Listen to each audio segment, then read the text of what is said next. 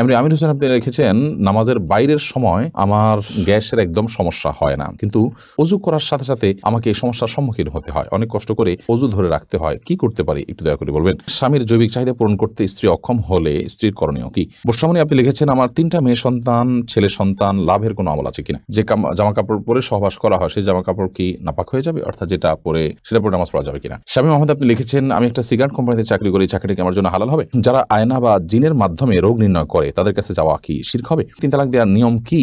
পালক মেয়ের সাথে নিজের পেটের ছেলের বিয়ে দেওয়া যাবে কিনা? প্রথম স্বামীকে তালাক না দিয়ে দ্বিতীয়বার বিবাহ করলে তা জায়েজ হবে কি? দ্বিতীয় বিয়ে যদি জায়েজ না হয় তাহলে প্রথম স্বামী তার জন্য জায়েজ থাকবে কিনা দয়া করে জানাবেন। আমার এক বন্ধু সিগারেট খায়, সে বলে অজু করে সিগারেট খেলে অজু ভাঙে না, তার দাবি কি সঠিক? স্বামী মোহাম্মদ আপনি লিখেছেন, আমি একটা সিগারেট কোম্পানিতে চাকরি করি, চাকরিটা কি আমার জন্য হালাল হবে?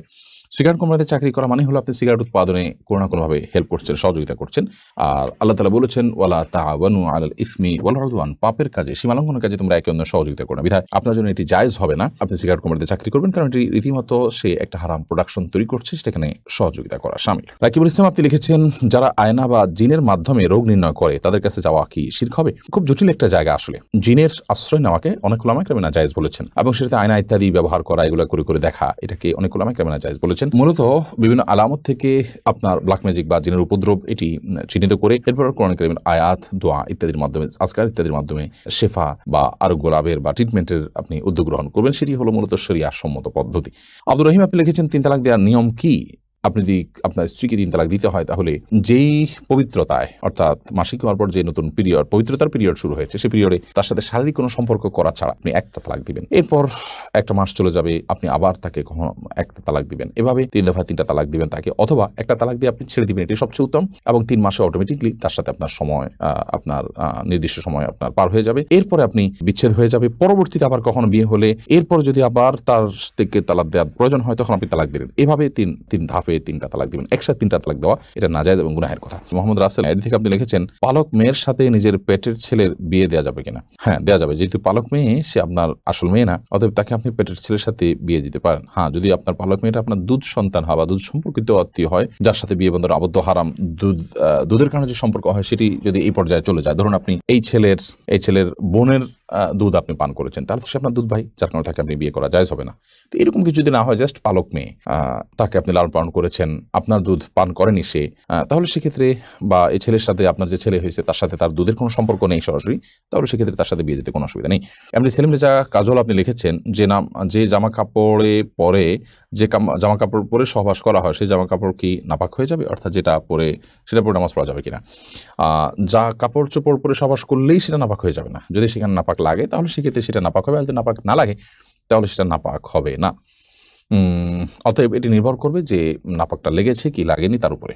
রোবাই আমিন মৌরি এই আইডি থেকে আপনি লিখেছেন, প্রথম স্বামীকে তালাক না দিয়ে দ্বিতীয়বার বিবাহ করলে তা জায়েজ হবে কি? দ্বিতীয় বিয়ে যদি জায়েজ না হয় তাহলে প্রথম স্বামী তার জন্য জায়েজ থাকবে কিনা দয়া করে জানাবেন। প্রথম স্বামীর সাথে যদি বিচ্ছেদ না হয় তাহলে দ্বিতীয়বার যদি কোনো নারী বিয়েতে আবদ্ধ হন তাহলে সেটি জায়েজ হবে না, পরে বিয়েটা বাতিল হিসেবে গণ্য হবে, এটা বিয়েই না, যার কারণে সেটি আপনার কার্যকরী হবে না। আর দ্বিতীয় বিয়ে জায়েজ না থাকার কারণে আপনার প্রথম স্বামীর স্ত্রী হিসাবে তিনি বলবৎ আছেন এবং সেটাই থাকবেন, এবং সেখানে বিয়ে শাদীর কোনো কিছুর প্রয়োজন নাই, কারণ পর বিয়েটা তো হয় নাই, ওটা হওয়া না হওয়ার সমান। বিদায় প্রথম বিয়েটাই বলবৎ আছে এবং সেটার আলোকে তারা স্বামী স্ত্রী হিসাবে জিনাতিপাত করবেন এবং তারা একসাথে বসবাস করবেন। সারিয়া বাপ্পি আপনি আইডি থেকে লিখেছেন, আমার এক বন্ধু সিগারেট খায়, সে বলে অজু করে সিগারেট খেলে অজু ভাঙে না, তার দাবি কি সঠিক? দেখুন, অজু করে সিগারেট পান করলে, ধূমপান করলে অজু ভাঙে না, এটা তো মোটা দাগে ঠিক আছে যে অজু করেছেন, আপনি অজু করার পর ধূমপান করেছেন, তাহলে সেক্ষেত্রে আপনার অজু ভাঙবে না। কিন্তু আপনার মনে রাখা উচিত যে আপনি যদি ধূমপান করেন তাহলে সেক্ষেত্রে অজু ভাঙার চেয়ে বড় কিছু আপনার ভেঙে যাবে। অজু ভাঙাতে তো গুনাহের ব্যাপার না, অজু ভাঙাতে কোনো গুনাহ হয় না, অজু ভাঙা তো একটা স্বাভাবিক প্রক্রিয়া, কারোর পেশাব মলমূত্র ত্যাগের কারণে তিনি অজু ভঙ্গ হয়ে গেছে, কারণ কোনো গুনাহ হবে না, তিনি আবার অজু করে ফেলবেন। কিন্তু আপনি যখন ধূমপান করবেন তখন আপনার তাকওয়া ভেঙে যাবে, আপনার গুনাহ হবে, যার কারণে সেটার কারণে আপনার শাস্তির মুখোমুখি হবে। অজু ভাঙার কারণে তো শাস্তির মুখোমুখি হতে হবে না, বিধায় ধূমপান করলে অজু ভাঙবে না, এটা ঠিক, কিন্তু তার চেয়ে বড় কিছু ভেঙে যাবে, অর্থাৎ আপনার নেক আমল ভেঙে যাবে। বিধায় একজন ইমানদার সেটিকে ঠুনকোভাবে দেখার কোনো কারণ নেই। অজু ভাঙবে না বলে এটাকে ঠুনকোভাবে না দেখে বরং এটার আরো যে ভয়াবহ দিক আছে সেটা আমাদের খেয়াল রাখা উচিত। তবে হ্যাঁ, এটা ঠিক যে ধূমপান করার পর মুখে যে দুর্গন্ধ হয়, আপনি সালাত আদায় করার জন্য সেই দুর্গন্ধ দূর করে তারপরে আপনি মসজিদে যাবেন এবং সালাত আদায় করবেন, যাতে করে ফেরেশতাদের কষ্টের কারণ না হয়, সেটি খেয়াল করতে হবে। শান্তা আক্তার আপনি লিখেছেন, লিখেছেন, আমার স্বামী অন্যায়ভাবে তার মায়ের কথায় আমাকে এক তালাক দেয়। এখন সে ভুল বুঝতে পেরে আবার ফিরতে চায়, কিন্তু তার মায়ের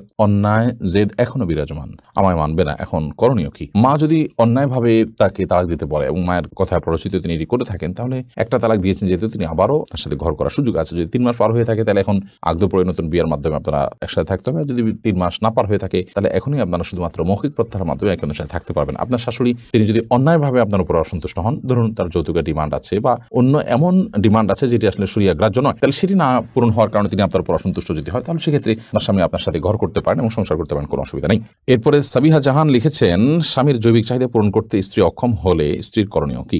যদি স্ত্রী স্বামীর জৈবিক চাহিদা পূরণ করতে অক্ষম হন, তাহলে সেক্ষেত্রে স্বামীকে একাধিক বিয়ের ক্ষেত্রে তিনি সহযোগিতা করবেন এবং স্বামীর চরিত্র হেফাজত করা একটা গুরুত্বপূর্ণ বিষয় এবং বিয়ের অন্যতম লক্ষ্য এটি। তো সে লক্ষ্য যদি পূরণে অপারগ হন তিনি, তাহলে সেক্ষেত্রে স্বামী গুনাহের দিকে যেতে পারেন, চরিত্র নষ্ট হতে পারে। সেই জায়গা থেকে স্বামীর জন্য দ্বিতীয় বা তৃতীয় স্ত্রীর ব্যবস্থা করা এবং সেটার জন্য মানসিক সম্মতি দেওয়া, তাকে সহযোগিতা করা। এটা সুমাইয়া সাদ্দাম এই আইডি থেকে আপনি লিখেছেন, নন মাহরামদের সাথে কি ফোনে বেশি কথা বলা যাবে না?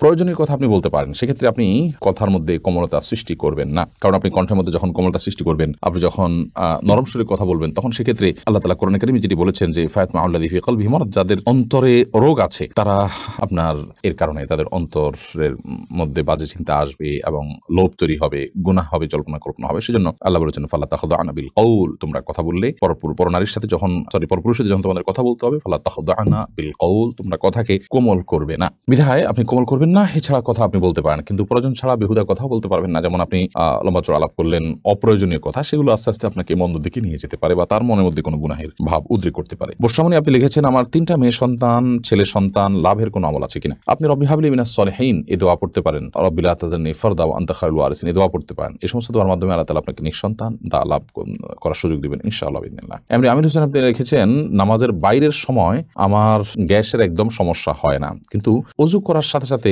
আমাকে এই সমস্যার সম্মুখীন হতে হয়, অনেক কষ্ট করে ওযু ধরে রাখতে হয়, কি করতে পারি একটু দয়া করে বলবেন। নামাজের বাইরের সময় গ্যাসের সমস্যা হয় না, কিন্তু নামাজ দাঁড়ালে শুরু হয়ে যায়। এটা কোনো দুষ্ট জিনের উপদ্রব কিনা, ব্ল্যাক ম্যাজিকের কারণে কিনা, সেটা আপনার দেখা দরকার এবং সেটার জন্য আপনি রাকিদের শরণাপন্ন হয়ে ট্রিটমেন্ট করা উচিত। বিশেষ করে কোরআন কারীমে তেলাওয়াত জিকির পরিমাণ বাড়িয়ে দেওয়া উচিত। কিন্তু সালাতের মধ্যে আপনাকে ওযু ধরে রাখতেই হবে, কারণ ওযু আপনার ছুটে গেলে আবার নতুন করে ওযু করে আপনাকে সালাত আদায় করতে হবে।